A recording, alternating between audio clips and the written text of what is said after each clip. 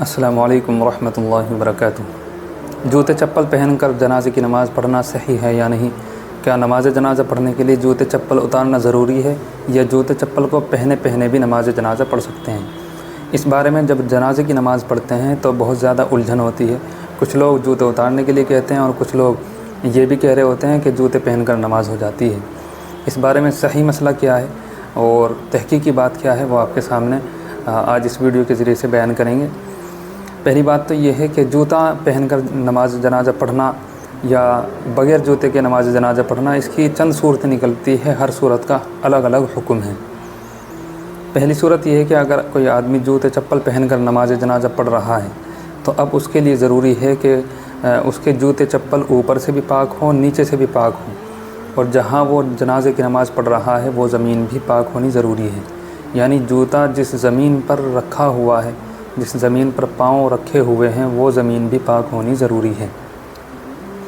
اگر ایسا ہوا کہ جوتے چپل تو پاک ہیں، اوپر سے بھی نیچے سے بھی، یعنی بالکل نئی کنڈیشن میں ہیں، بالکل نئے جوتے چپل ہیں، ان کو لے کر کہیں وہ ٹوائلٹ وغیرہ میں نہیں گیا ہے، تو وہ پاک تو مانے جائیں گے، لیکن پھر اب ضروری ہوگا کہ جس جگہ پر وہ کھڑا ہوا ہے وہ زمین بھی پاک ہونی چاہیے۔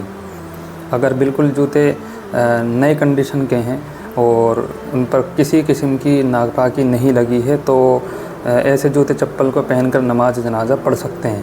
لیکن چونکہ جوتے چپل کا یقین نہیں ہوتا ہے، کہیں چلتے ہوئے کوئی قطرہ لگ جائے، کوئی ناپاکی کا حصہ لگ جائے، کوئی ناپاکی لگ جائے کہیں پر چلتے ہوئے، تو اس لیے یقین نہیں ہوتا، اس لیے بہتر ہے کہ جوتے چپل اتار کے ہی نماز جنازہ پڑھی جائے۔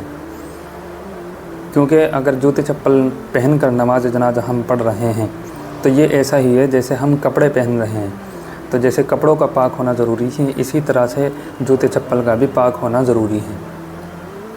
دوسری صورت یہ ہے کہ ہم جوتے چپل پر پاؤں رکھ کر نماز جنازہ ادا کریں، تو اگر یہ صورت ہے تو اس صورت میں جوتے چپل کے اوپر کا حصہ پاک ہونا ضروری ہے، جہاں پر ہمارے پاؤں رکھے جائیں گے۔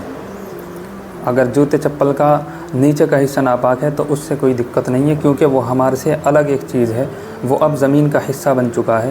تو اب یہ ایسا ہی ہو جائے گا جیسے کوئی آدمی ناپاک زمین کے اوپر کوئی تختہ یا کوئی موٹا کپڑا بچھا کر نماز جنازہ ادا کرے، تو وہ گندگی نیچے رہے گی اور جہاں اس کا پاؤں رکھا جائے گا وہ جگہ پاک مانی جائے گی۔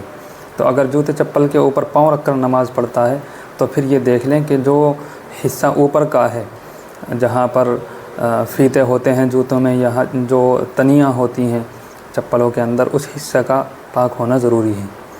تیسری صورت یہ ہے کہ جوتے چپل کو بالکل ہٹا دیا جائے اور زمین پر نماز ادا کی جائے، تو اس صورت میں صرف زمین کا پاک ہونا ضروری ہے۔